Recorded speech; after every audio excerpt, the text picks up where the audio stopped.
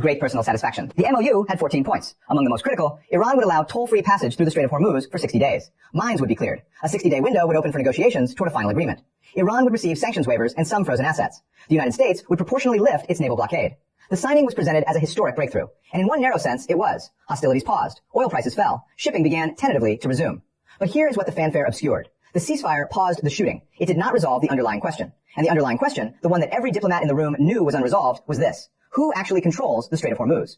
Let me explain why that question is so consequential and why Iran's answer to it is so different from everyone else's. Under international law, specifically the United Nations Convention on the Law of the Sea, UNCLOS, all ships of all nations enjoy the right of transit passage through international straits used for international navigation. The Strait of Hormuz is unambiguously such a strait. Coastal states, meaning Iran and Oman, can regulate this passage in certain limited ways. They can set traffic separation schemes, they can require certain notifications, but they cannot require prior permission. They cannot charge tolls or fees. They cannot effectively close the strait to civilian vessels that pose no threat. Iran, of course, never signed UNCLOS, but the legal principle of transit passage through international straits is considered customary international law, binding even on non-signatories, according to the overwhelming consensus of international legal scholarship. Iran's position is fundamentally different.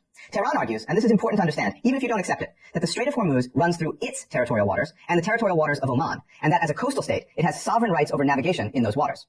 The IRGC, in particular, has been pushing an even more expansive claim, that the only legitimate routes through the strait are those designated by Iran, that ships must contact the IRGC Navy on Channel 16 before transiting, and that deviation from Iranian-approved routes is unacceptable and extremely dangerous. Now, in peacetime, with American naval power dominant in the region, this claim was theoretical. Iran might assert it rhetorically, but enforcing it was another matter.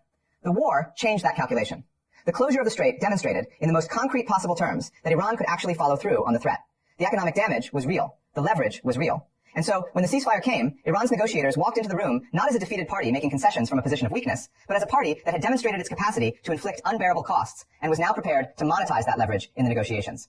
The question of routes, which specific paths through the strait are legitimate, is not a technical or bureaucratic dispute. It is the war by other means. It is the continuation of the strategic contest over who gets to exercise operational control of the world's most important waterway. When Oman, working with the International Maritime Organization, announced a new southern transit corridor last Wednesday, a route that hugs the Omani coastline, bypassing the northern corridor that runs through Iranian waters, the IRGC didn't simply object. It issued a stark warning. This route was established without Iran's knowledge or consent. It was unacceptable and extremely dangerous, and ships using it would face consequences. And then they proved they meant it. The Ever-Lovely was transiting the Omani corridor, the IMO recommended route, when the drone hit it. This is the context that much of the reporting on this incident is missing. This is not a rogue action by a trigger-happy IRGC commander. This is the IRGC asserting with force a claim about who controls navigation in the Strait of Hormuz. The drone was not random. It was a message, written in the language that international relations ultimately reduces to when words run out. Now let's talk about what the United States did and what it means. CENTASCOM's response was swift. Within 24 hours, American aircraft struck Iranian missile and drone storage facilities and coastal radar positions. The statement called it a powerful response to Iran's unwarranted aggression against commercial shipping. Vice President Vance posted on X, Iran signed a ceasefire agreement. We have honored it. If they have disagreements about how the MOU is being applied, they can pick up the phone. But violence will be met with violence. There's something almost theatrical about that statement. The image of J.D. Vance suggesting that the IRGC should pick up the phone, as if the Revolutionary Guards are a difficult client who needs to be walked through the terms of their contract, is striking in its confident simplicity. And to be fair to the administration, the American position is not unreasonable on the legal merits. The MOU stipulated toll-free passage. Iran attacking a ship on an IMO-approved corridor is a violation of both the letter and the spirit of what was signed. But here's where I want to slow down, because the Iranian counter-narrative is not simply propaganda that we can dismiss. The head of the Iranian Parliament's National Security Commission, Ibrahim Azizi, said on social media that the United States had attacked Iran in the middle of negotiations once again. Iran's chief negotiator, Mohammad Bagher Ghalibaf, has stated publicly that everyone should know that the administration of the Strait of Hormuz will never go back to the way it was before the war.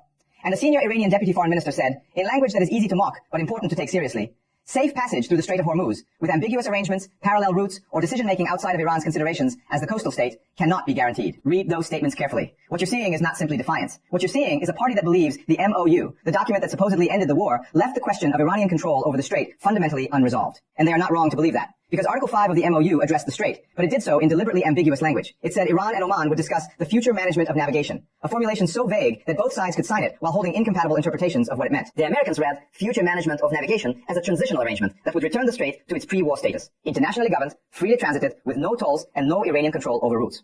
The Iranians appear to have read the same language as a recognition that the post-war arrangement for the strait would be different, that Iran's enhanced role as what they call the coastal state would be formally acknowledged and institutionalized.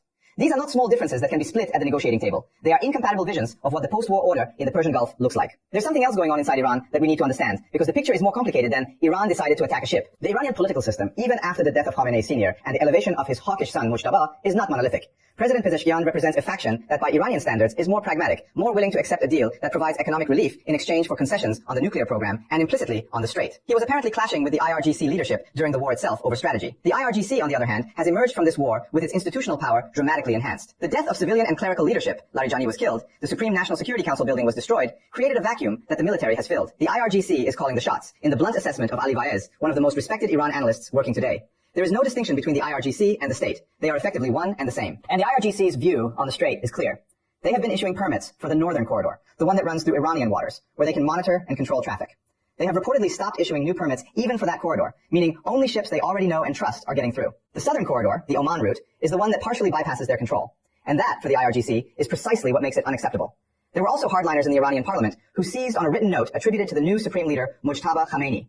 A note in which he reportedly expressed doubts about the MOU framework before eventually endorsing it. Those hardliners have used that note to argue, internally, that the deal was made under duress, that the concessions on the Strait go too far, and that Iran should retain its influence over the choke point as a permanent strategic asset. This internal Iranian politics is not separate from what happened to the Ever-Lovely. It is inseparable from it. Let me bring in the global dimension, because this conflict is not just about two countries. The Strait of Hormuz is vital for Iraq, Kuwait, Qatar, Saudi Arabia, and the UAE, all of whom depend on it for their oil and gas exports. Qatar's LNG exports pass through it. The UAE's oil revenues depend on it. Saudi Arabia, despite its pipeline alternatives, relies heavily on Hormuz for a significant portion of its energy exports. About a third of the world's fertilizer trade normally transits the Strait. When that trade stops, food prices rise. Not immediately, and not dramatically in rich countries, but in countries already on the margin, it matters enormously. This is a dimension of the conflict that rarely gets the attention it deserves. The people most harmed by the closure of the Strait of Hormuz are not Americans or Europeans. They are subsistence farmers in South Asia and sub-Saharan Africa who cannot afford food when global fertilizer supply is disrupted. The 11,000 sailors stranded in the Persian Gulf waiting for the IMO's planned evacuation that was halted when the Ever-Lovely was hit are from dozens of countries. Most of them are from the Philippines, Indonesia, India, and other lower income nations where seafaring is one of the most reliable paths to a decent income. They have been stuck there since February, since the war began. Their families have been waiting. Their contracts have expired. They are hostages to a geopolitical chess match between Washington and Tehran in which no one is even pretending to prioritize their welfare. The RBC Capital Markets analyst Helima Croft put it plainly in a note to clients. Any end to this conflict that leaves Iran exercising operational control and influence over the Strait will result in appreciably lower flows through the waterway, possibly permanently. Because even if a final deal is reached, ship owners and cargo companies will have absorbed the lesson of 2026. They will build redundancy into their routes. They will hedge. They will pay for alternatives. The Strait may reopen, formally and legally, but the trust required for normal commercial traffic to simply transit without anxiety, that trust has been broken, and it does not rebuild quickly. This is the long-term economic cost of this war that doesn't fit easily into the triumphalist narrative that some in the Trump administration have been projecting. Iran is agreeing to everything I want, Trump said in late June. We're winning by a lot. Perhaps. But winning by a lot is compatible with leaving behind a strategic situation in the Gulf that is fundamentally more dangerous and economically disruptive than it was before the war began. Now I want to zoom out even further, because there is a pattern here that I think deserves to be named. This is not the first ceasefire that has run into trouble because of competing interpretations of what was agreed. It is not the first peace deal in the Middle East where the document signed was less significant than the gap between what the signatories believed they had committed to. Think about Oslo. Think about the Abraham Accords. Think about the JCPOA. In each case, the deal that was announced and celebrated was real, in the sense that real concessions were made, real language was agreed, but the underlying tension that generated the conflict was only partially addressed. And partially addressed tensions have a way of re-emerging, usually at the worst possible moment. The MOU of June 17th is in this tradition. It paused the shooting. It created space for negotiation. It gave markets a temporary sense of relief. Oil fell towards $70 a barrel, a dramatic drop from the wartime highs. Trump could go to Versailles and present a photograph of himself and Pezeshkian signing a document, which is genuinely valuable political currency. But the question of who controls the Strait of Hormuz, who designates the routes, who collects the information on transiting vessels, who has the authority to turn a ship back, that question was not answered. It was deliberately deferred. And the IRGC, which was not willing to wait 60 days to see how the negotiations unfolded, answered it their own way, with a drone, aimed at the bridge of a Taiwanese-owned, Singapore-flagged cargo ship on an Omani-approved route, 7.5 nautical miles from the Omani coast. What happens next? I want to be honest about the limits of what any analyst can tell you here, because the situation is genuinely fluid and the variables are many. There are a few possible trajectories. The first is escalation. The American retaliatory strikes provoke further Iranian retaliation. The IRGC, which said explicitly that if the aggression is repeated, our response will be more extensive, follows through. We enter a cycle of tit-for-tat strikes. The ceasefire collapses in practice, even if neither side formally withdraws from the MOU, and the 60-day negotiation window closes without a final deal. This is the worst case, and it is not the most likely outcome, but it is not impossible. The second is managed fragility. Both sides absorb the current round of strikes, pull back from the edge, and the MOU limps